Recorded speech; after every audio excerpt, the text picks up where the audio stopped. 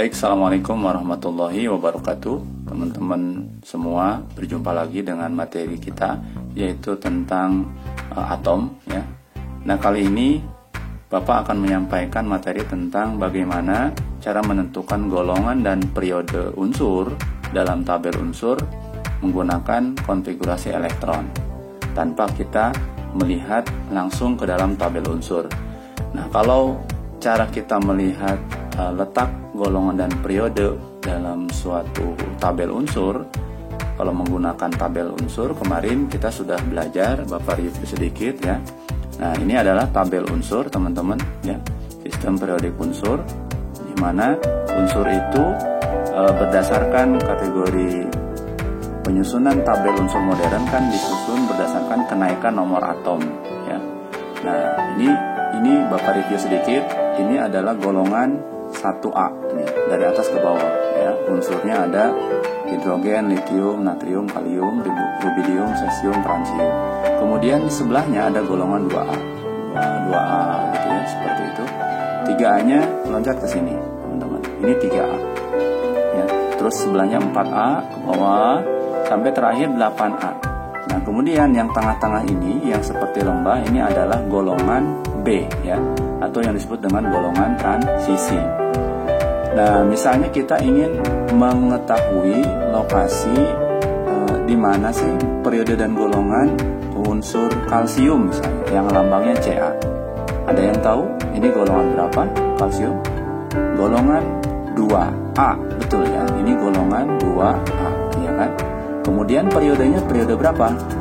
Nah, kalau periode itu kan kita hitung dari atas tuh. Ini periode itu baris ya. Ini baris pertama berarti periode 1, ya kan? Ini periode 2, periode 3, periode 4. Nah, berarti kalsium itu ada di golongan 2A periode 4 ya.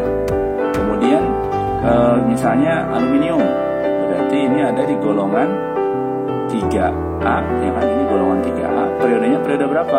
Aluminium. Bukan 2, ingat ya, satunya itu bukan dari B tapi dari atasnya, dari hidrogen nih. Berarti ini 1, 2, 3. Berarti aluminium itu golongan 3A periode 3 ya, bukan periode 2 tapi periode 3. Nah, seperti itu. Nah, itu adalah kalau cara kita melihat di mana letak golongan dan periode unsur kalau menggunakan tabel unsur. Nah, sekarang bagaimana kalau kita hanya dihadapkan pada suatu unsur diberikan data nomor atom saja ya. Misalnya seperti atom kalsium.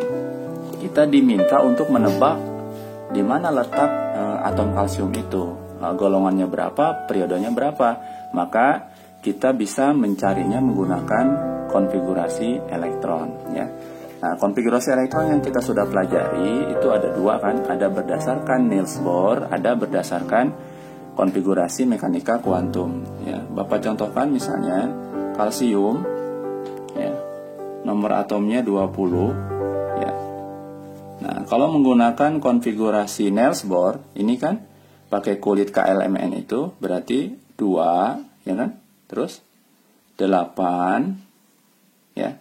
Sudah berapa ini? 10, sisanya 10 lagi, jangan 10 tapi 8, 2. Nah, begitu teman-teman. Jadi konfigurasi elektron atom kalsium kan 2, 8, 8, 2. Nah, 2 ini disebutnya adalah elektron valensi ya.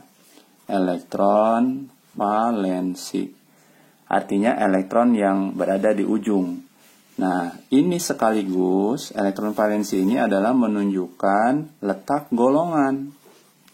Kalau dia 2, berarti dia golongan 2, gitu ya. Seperti itu.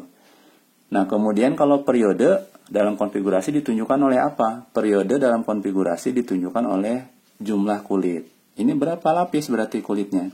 Ini kulit K, kulit L, kulit M, kulit N. Ini berarti ada 4 lapis, ya kan? Maka ini artinya dia berada di periode 4, gitu ya. Jadi golongan kalsium itu, atom kalsium itu, golongannya golongan 2, periode 4. Nah, Bapak contohkan lagi. Ini 2-nya, kan golongan itu ada golongan A sama golongan B. Nah, ini kelemahannya. untuk konfigurasi elektron menggunakan Niels Bohr, kita belum bisa terlalu mendetil menentukan apakah dia itu golongan A atau golongan B, seperti itu. Ya.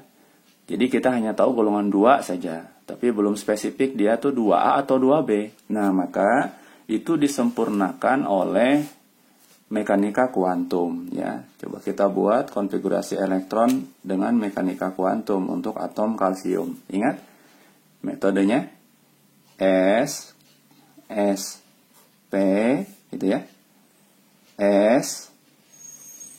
SP gitu kan.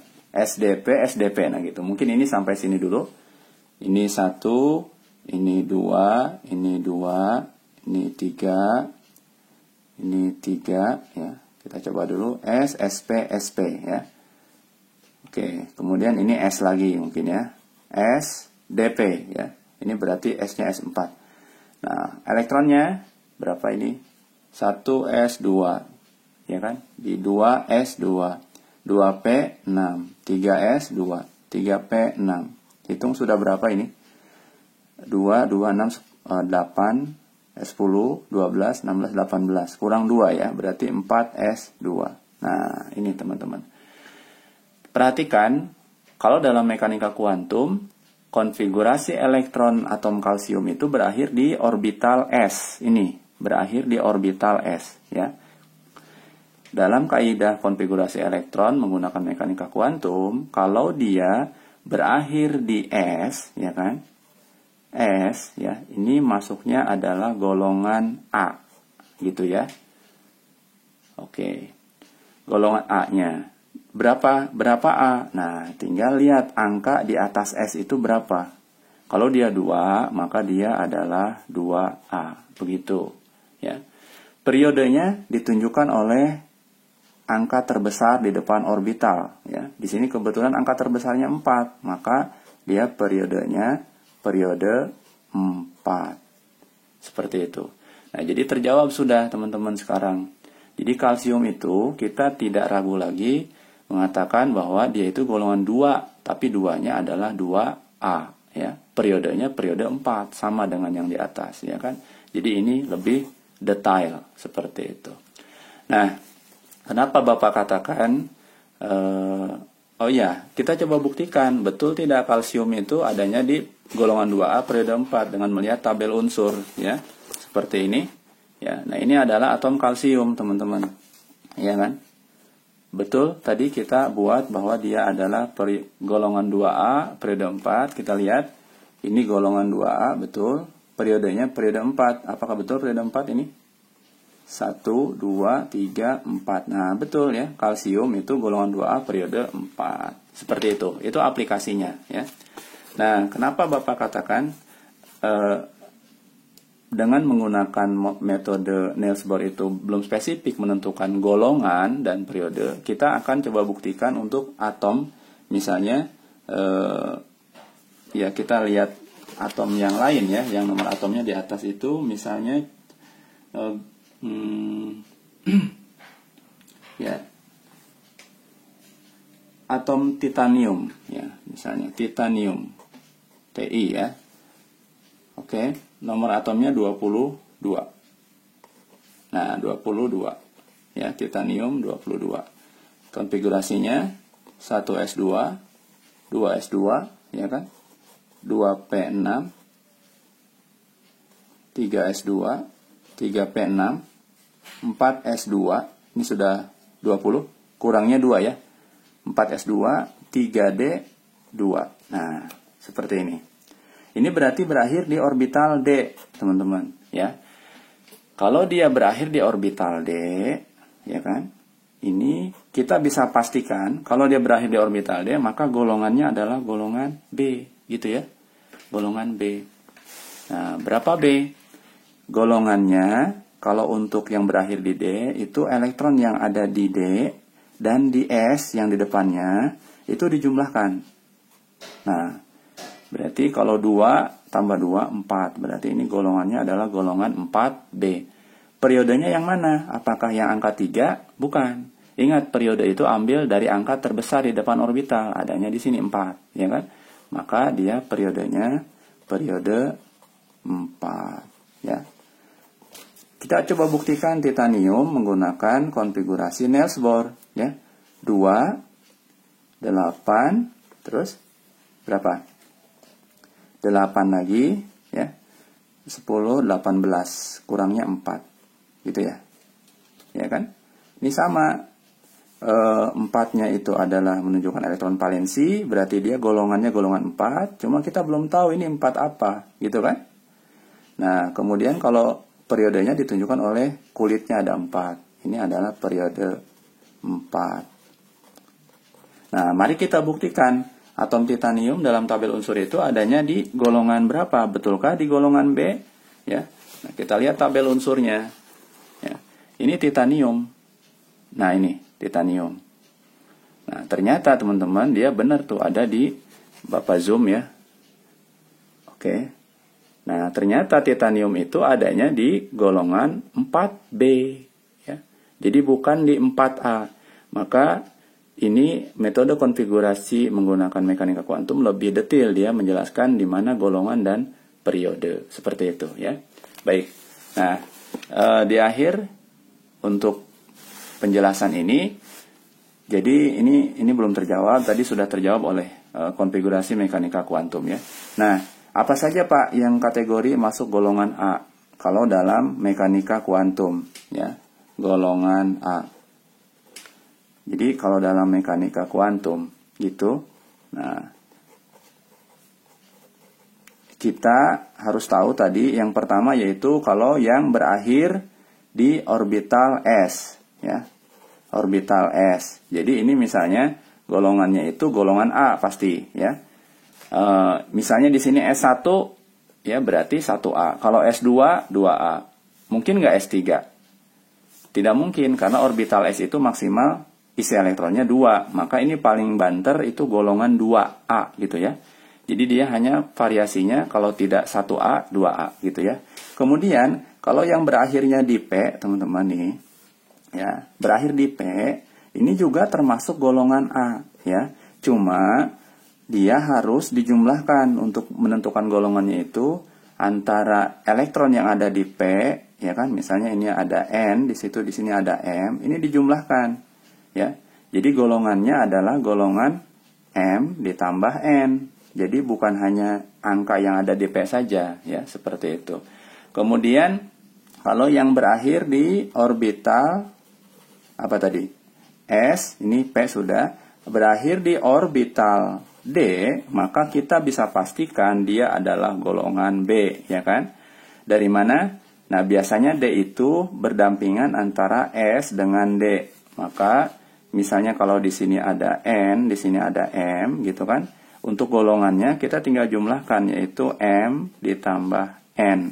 Yang ada di angka, yang ada di atas orbital D ada berapa elektron, di M ada berapa. Ya. Kalau ini tadi berapa di P, berapa di S. Kalau ini hanya S saja misalnya ya. Jadi hanya di S saja, seperti itu. Ya. Nah, tidak ada yang lain karena golongan itu masuknya golongan hanya 2, yaitu golongan A dan golongan B. Nah, teman-teman, apa contoh misalnya yang berakhir di P? Bapak contohkan misalnya atom oksigen, nomor atomnya 8, ya kan? Kita buat konfigurasinya 1S2, 2S2, 2P berapa nih sisanya? 2 tambah 2, 4. Kurangnya 4. 2S, 2P, 4. Iya kan? Berarti ini berakhir di orbital P, teman-teman. Iya nggak? Ya. Maka kalau dia berakhir di orbital P, sesuai kaidah tadi, ya kan, dia berakhir di orbital P, maka kita bisa pastikan ini golongan A. Golongan A-nya golongan berapa? 4A bukan? Bukan, ya. Jangan langsung angka 4 di sini, tapi jumlahkan 4 dengan 2, ya. Jadi jumlahkan antara elektron yang ada di P dengan di S. Berarti 4 tambah 2 yaitu 6. Dia adalah golongan 6A. Periodenya berapa, Pak? Periodenya periode 2 nih ya, periode 2 ya. Betulkah oksigen itu ada di golongan 6A periode 2, ya kan? Kita buktikan ya. Kita buktikan oksigen itu ini. Nah, ini ya. Bapak zoom. Oksigen itu ini, oksigen. Nah, dia betul berada di 6A, periodenya periode 2, ya kan? Karena periode satunya kan ini deretan helium. Ini periode 2, seperti itu, ya. Oke, semoga teman-teman bisa lebih paham untuk memahami materi tentang bagaimana menentukan letak unsur dalam tabel unsur menggunakan konfigurasi elektron. Terima kasih, selamat mencoba dan selamat belajar. Assalamualaikum warahmatullahi wabarakatuh.